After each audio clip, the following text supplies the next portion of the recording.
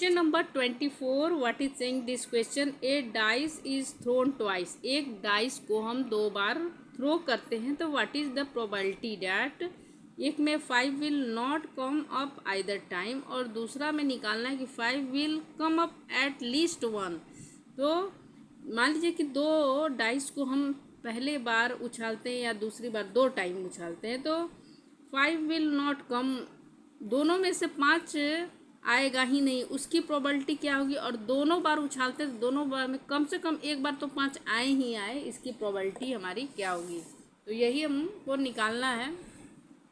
मान लीजिए पहली बार हम फेंकते हैं तो 1 आएगा या फिर दूसरी बार में 1 आएगा। पहली बार में थ्रो करते हैं तो 1 आएगा और दूसरी बार में हम 2 आ सकता है। फिर पहली बार में 1, फिर तीसरी बार दूसरी बार में 2 आ जाएगा। फिर इसी तरह 1 आएगा और दूसरी बार में 4 आ सकता है। पहली बार थ्रो किए तो 1 और फिर दूसरी बार थ्रो किए तो 5, फिर पहली बार 1 थ्रो किए और दूसरी बार में 6 आ गया। इसी तरह पहली बार थ्रो किए तो 2 आया और दूसरी बार में 5 आ जाएगा। पहली बार थ्रो किए तो 2, फिर दूसरी बार में थ्रो किए तो 2 आएगा। इसी तरह हम आउटकम, यहाँ हमारा टोटल आउटकम हम 36 निकाल दिए हैं। कैसे, देखिए ये 1 2 3 4 5 6 और इधर से भी करेंगे 1 2 3 4 5 6, तो 6 × 6 × 6 क्या हो जाएगा हमारा 36। तो टोटल आउटकम हमारा क्या आ जाएगा निकल के, यहाँ पे 36 आएगा। ठीक है। क्वेश्चन नंबर 1 में क्या कह रहा है कि 5 will not come up either time. 5 will not come up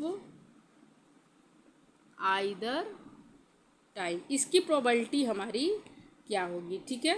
तो सबसे पहले नहीं आएगी, इसकी प्रोबेबिलिटी जानने से पहले हमारा कितनी आ सकती है उसकी प्रोबेबिलिटी निकालें, क्योंकि कितनी आ सकती है उसकी प्रोबेबिलिटी हम निकाल लेंगे।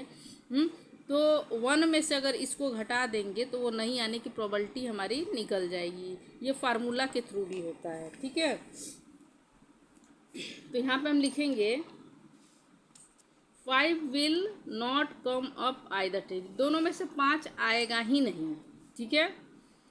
तो पहले हम निकालते हैं दूसरा वाला क्वेश्चन क्या है कि 5 will come up either time, दोनों में से कोई 5 कम से कम एक बार आए ही। ठीक है। तो अब देखिए उसकी प्रोबेबिलिटी हमारी क्या होगी। पहले तो ये 5 आएगा, पहले ही 5 1 आ जाएगा, या फिर 5 2, या फिर 5 3, या फिर 5 4, या फिर 5 5, या फिर 5 6। ठीक है। ये प्रोबेबिलिटी हो जाएगी। या फिर ये 1 5 या 1 1 नहीं, अब 1 आ चुका है ना, तो फिर 2 5 आ सकता है, या फिर 3 5 आ सकता है, या फिर 4 5 आ सकता है, या फिर 5 5 देखिए यहाँ पे है तो हम 5 5 नहीं लिखेंगे, क्या लिखेंगे 5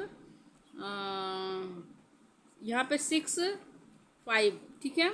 टोटल आने की प्रोबेबिलिटी में कम से कम 5 एक बार आए ही, 2 बार थ्रो किए हैं तो 5 कम से कम एक बार आए ही, उसकी प्रोबेबिलिटी 1 2 3 4 5 6 7 8 9 10 11। टोटल आउटकम क्या हो गया यहाँ पे 11 हो जाएगा। तो 11 हो जाएगा। यहाँ पे क्या लिखेंगे हम, तो इसका फार्मूला क्या होता है, इसका फार्मूला कि फेवरेबल आउटकम अपॉन में टोटल आउटकम। तो फेवरेबल आउटकम कितना है हमारा 11 और अपॉन में यहाँ पे टोटल आउटकम हमारा 36 है। ठीक है। यहाँ पे 11 अपॉन में 36 आ गया। ठीक है। अब ये 5 will not come up either time, दोनों में से 5 आए ही नहीं, तो प्रोबेबिलिटी देखिए क्या होगी नहीं आने की। 1 में से देखिए ये क्या होता है प्रोबेबिलिटी आने की और प्लस में प्रोबेबिलिटी नहीं आने की संभावना इक्वल टू 1 हो जाती है। ठीक है।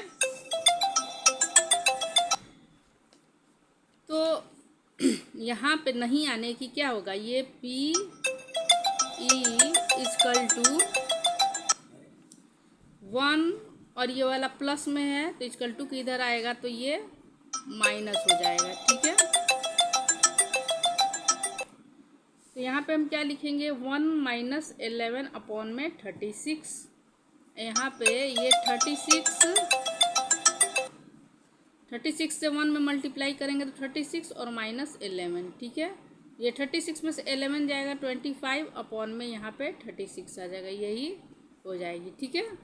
तो क्वेश्चन नंबर, अब लास्ट क्वेश्चन पे हम लोग चलते हैं 25 पे।